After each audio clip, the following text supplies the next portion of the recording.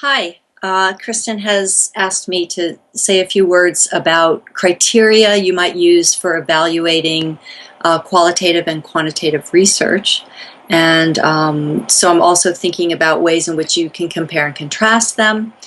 But what are some things you might look for? Now, you would find a lot of literature that has lots to say about this topic, but I just want to suggest a few things that are really the most obvious to me. First, to ask the question, is this research socially useful?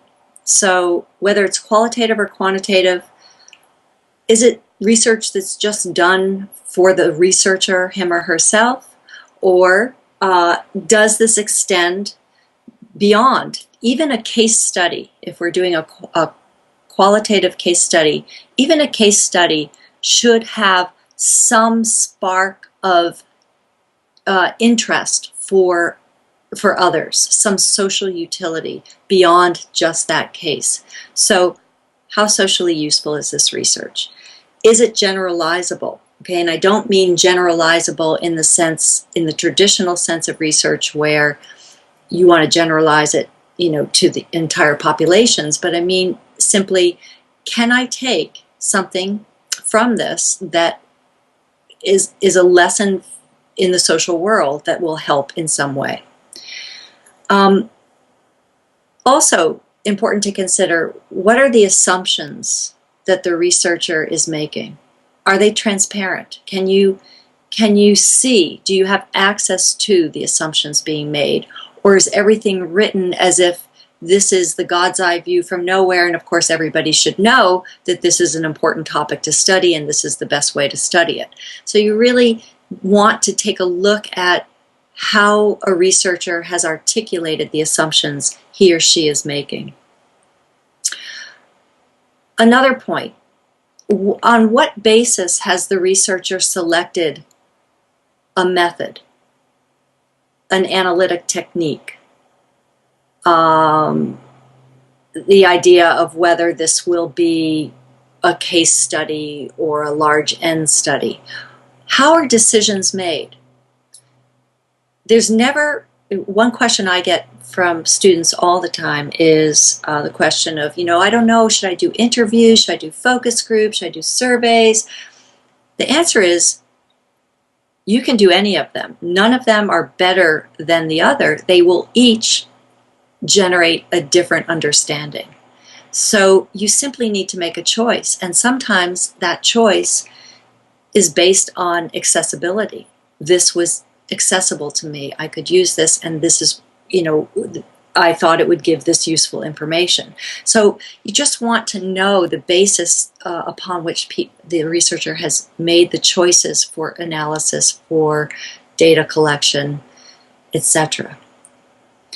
Another question would be replicability. Again, not in the form of reliability in the standard research tradition, but simply where will these ideas take us? Where is what's been done in this particular research only pertinent to this research and nothing else? And this actually goes back to my opening comment about social utility. You want to go beyond just useful in this moment for this research project. There's got to be some kind of generalizability in that way.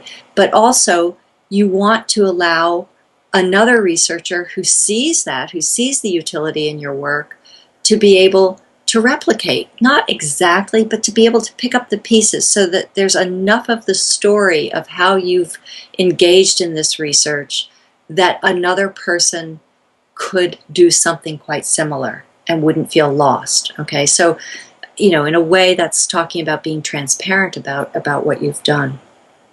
And then I guess a last issue I would think of is, if it's a qualitative study, I would always ask the question, what would have happened if this was a quantitative study? How would it be different? Would it have been maybe more interesting, more useful to do a quantitative study? And to ask the flip, if it's a quantitative study, how could it have been useful to do this as a qualitative study? Would it have yielded different information? Of course it would have. That's the obvious answer. But to ask that question, and one example is there's a beautiful piece of autoethnography called The Secret Life of Thinness by Lisa Tillman Healy, and it's an autoethnography, which means she's simply writing about her own experience in the world with bulimia. And it's very poetically written. Autoethnography is a very particular form of research that's quite hard to do and do well.